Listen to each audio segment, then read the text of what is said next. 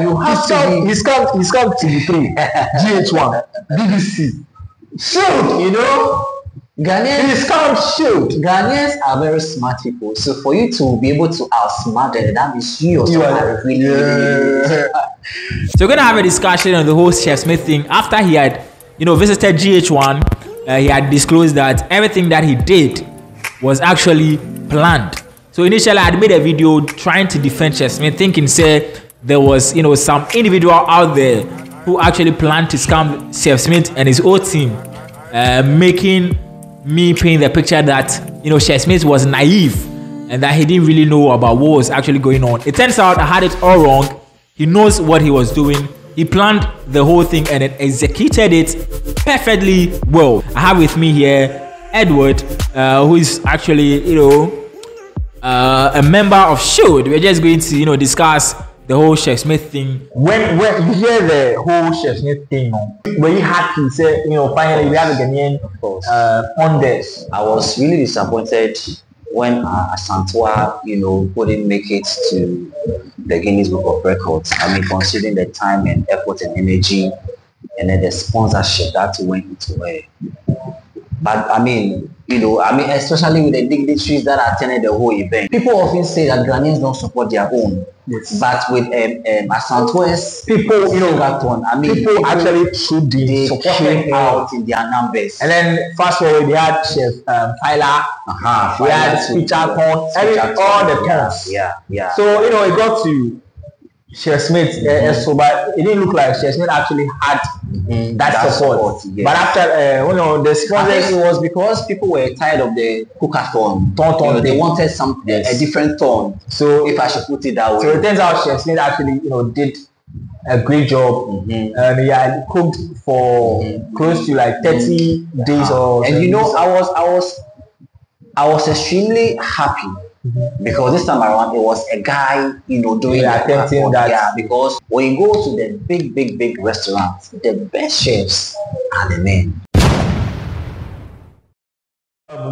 When news nearby said Chef Smith had broken, the record for the longest cooking marathon. Charlie, we as a media institution, upcoming media, Charlie, I was really happy because I've seen top media houses posted, and so GH1. I just felt like Charlie, once I got posted the good news, and then I'd seen BBC Pidgin also post said Chef Smith had broken the record for the longest cooking marathon. And so Charlie, 800 hours, 802 hours,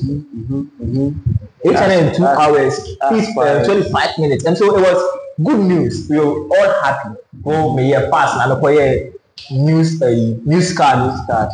Well, everybody was happy. Say finally, of course. Ghana is in the books of In fact, that day, I don't know for your contact, but for my contact, everybody had posted, Chef Smith on their status. And then who would have thought, say, this gentleman, good-looking man, gentleman would have scammed, the whole country. Well, it didn't actually feel like it was a scam. Not at all. So when he heard the news, because he had the whole thing planned out, and it just fitted in perfectly until he was arrested during his press conference.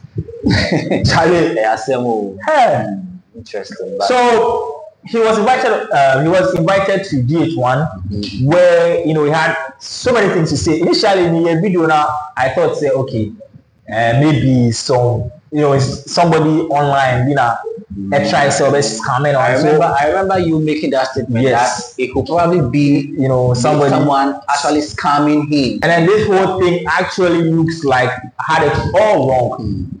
Don't judge a book by its cover now. So I thought somebody had actually scammed Chef Smith. I had made a video about it, not knowing Chef Smith had planned this all along. So speaking to Sewa, I'm here on GH1. Or Kakan Yamabi. I don't know if you watched the video. Oh yes, right? I watched it. And then some of the things he said on there, even the application for application reference, or say copy.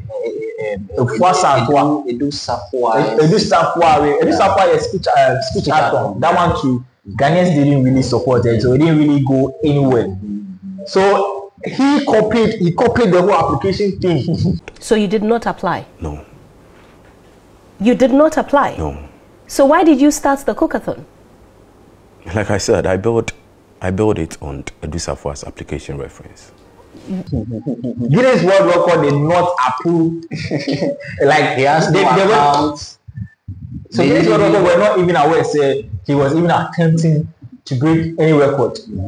He had food. The event organizers, The he had food sponsors, the people who he had food his assistant, and then there was a manager. he had food his manager. He said his manager himself didn't even know about. So the manager, no, it happened. Say information that we got was that his manager was Nana Boro. And so during the whole presentation thing, you know, Nana Boro thought say we're breaking record now, until like he had broken contractual agreement, so that is why he was arrested. And then some info B2 had come say he was arrested on charges of fraud. Until I'm watching, meanwhile, Charlie, this guy had orchestrated the whole thing. He had it well executed. But he's a very smart guy. Very smart. Extremely smart. I mean, aside well, he deceived me because Charlie, I thought say you hardly believe such stories. I actually believe that somebody had scammed him because of how he was, like all over the place, So Shakespeare actually fooled me. Yes, yeah, he fooled everybody. In fact, even TV3, GH1, BBC, Top Media Houses, he fooled everybody into believing that he had actually broken the record. And then it baffles me to even know that we as media people did not even make research. We did not research into the thing and then had gone straight into accepting and believing that Shakespeare had broken the record and then went on to break the news. I mean, when you said when you talked about the media people not verifying the news, it just brought my mind back to the time when we were in school. So let's say if you had finished writing an exam, sitting for an exam or text, and then the shark in the class, when you ask him and then he says he had maybe let's say 60, then you know that Charlie, the highest mark is 60. So nobody will go beyond 60. So I mean, if top media houses were actually posting, I initially posted in a group B, my university group, that Shakespeare had broken the record. There was this guy in the group who had high hopes, said it was fake. But did you ask him why he was so certain that? I don't know. I didn't ask him. But once I seen from these top media houses, I thought once Charlie Kofura posted, and then I'd seen one of these trusted sources on Twitter also post it, and so I just felt like Charlie, once I Kofura posted it is true. Actually, it would have been a big win for Ghana. Big win, big time, big win because everybody was happy. So let's get into the interview with Sewan here, and then some of the things he said there. He had apologized to Ghanaians on the one of the show, said he deserves to die, and then he had said a whole lot. I render a very big apology on this big platform, and I apologize to the world that I'm so sorry. I don't deserve to live. And then the question Sewan here kept on asking him was why? Why did you do that? Why did you do it? But he keeps saying he doesn't know. Why would somebody just get up, try to scam the whole country, try to fake this whole thing, even and not thinking that he could get arrested? Like for the bit match, he didn't even think about that. I think he made mention of the fact that he was a major breadwinner in his family and he had so many responsibilities. Bro, but that is not the way to. Well, that's not the way to. But then, I don't catch you. Give me your sponsors. Charlie. But then, I mean, anyone who is involved in any fraudulent activities, I mean, there's always that a financial. But he didn't look like he was like he scammed the country. Everything looked so real. Like even his assistant, the poor lady, didn't know. Charlie was scamming with glass for scamming girl. Also. Like the girl didn't know. But I think Chef Smith is a very smart person. He's very, very, very intelligent. It's quite unfortunate his intelligence, was put into the wrong use. But I mean, from the way the whole thing was just set up, I think he's a very smart guy. And for scamming Ghana for. well, I mean, you have to be. You have to be. You have to be. He's come to the 3 GH1 BBC. Shoot, Ghanaians are very smart people. So for you to be able to outsmart them, that means you yourself are really. So I must commend him for that. But then I listened to his interview with Miss Sewami here, and then you could see the remorse, in the way he spoke, and trust me, it's like a fire. Oh, if I said if I saw it would have been a big win. So he wouldn't have apologized if I kept fire. You understand? But I mean, everybody is innocent until he's proven guilty. It is if I said we wouldn't be having this discussion, would have been hailing him, But then, come to think of it, Chef Smith is not the only person. It's not the only sinner. No, it's not. See, it's not about sinning. Mm-hmm. It's about the fact that he had all this planned out, scammed the whole, like bro, they scammed the whole country party. He wanted some sort of attention. Stories are not come say it could be that we'll try and throw a car. Everybody had believed, no, but I mean, there are people who still would have gone behind to verify. Why didn't these media houses verify before they came out with the news? Well, why didn't we verify before we came out with the news? Because, like he said, we saw. So I'm using this platform. We saw that to apologize to the top media house and posted it. So I'm using this platform to apologize to all my viewers, all my followers, for misleading them, for not fact checking before I posted the news on Chef Smith. We all thought it was a good news, and so we didn't really care trying to find out whether. But Randall, listening to Chef Smith interview with Ameye, he said something that really touched my heart. He said that he doesn't deserve to live. Go be life forget.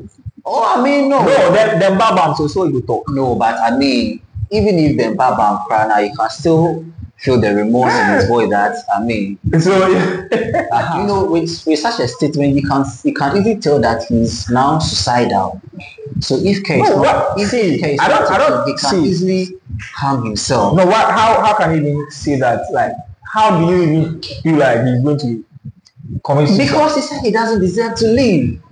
If someone tells you that it is a backlash. See, it is a backlash that comes with it. We all understand that when some things of this sort happen, you feel like yes, now boss. And of course, in the first place, I just feel like you could have avoided this whole thing. How can you scam your management, scam your assistant, scam your whole no, then in a dignitary that attended the program as well. You understand? But anyway, back to what he said. He said he doesn't deserve to live. So I just want to tell Chef Smith that Charlie, nobody is perfect. Everyone has skeletons in their cupboard. Everyone has their own demons that they are fighting with. So if yours has come this way, you shouldn't think you don't deserve to live. Charlie, hopefully we are going to get Chef Smith on our platform. I'm going to interview him. In fact, we have to know why he decided to scam you. Let me no, he actually scammed us. Yeah, he scammed us, Charlie. He scammed us big time.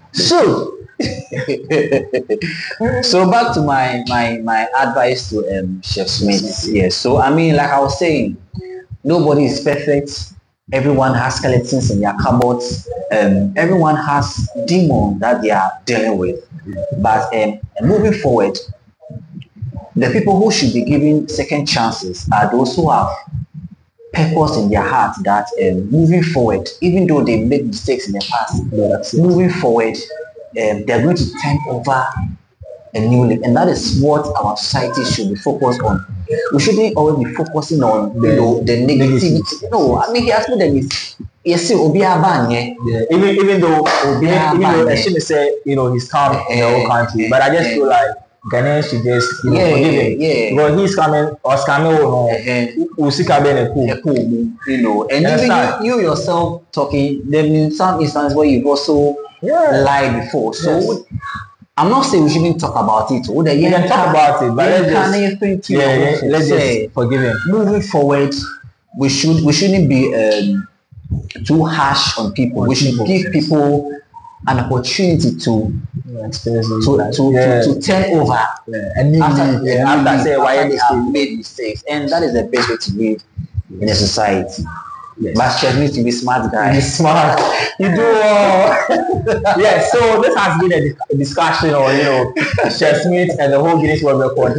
My name is Randall, and with me here is Edward. So Charlie, we'll bring you more stories. Stay tuned. Thank you very much. And don't forget to subscribe to our YouTube channel, our Facebook, in fact, follow us on all social media at Showed Online or Showed Viral. We have more stories for you. Don't forget to tell a friend that Showed is online. Yeah.